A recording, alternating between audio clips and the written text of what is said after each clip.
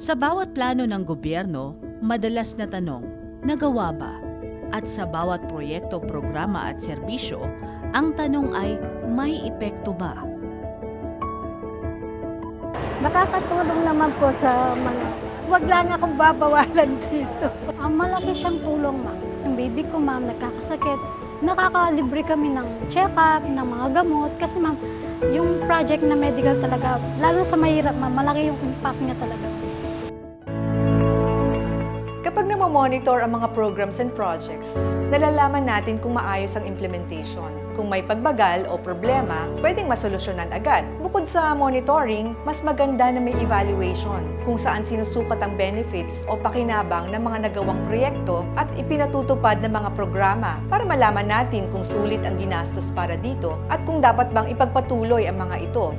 When we do proper monitoring and evaluation, mas natututo tayo kung paano ang tamang design at kung paano mas magiging maayos ang pagpapatakbo ng mga programa ng gobyerno.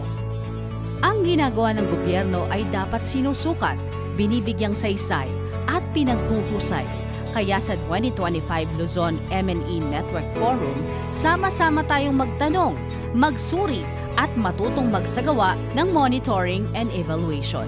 Sa M&E, may basihan ang bawat desisyon, hindi hula o opinyon. Mas nagiging epektibo ang mga plano, mas nagiging matalino ang paggamit ng pondo.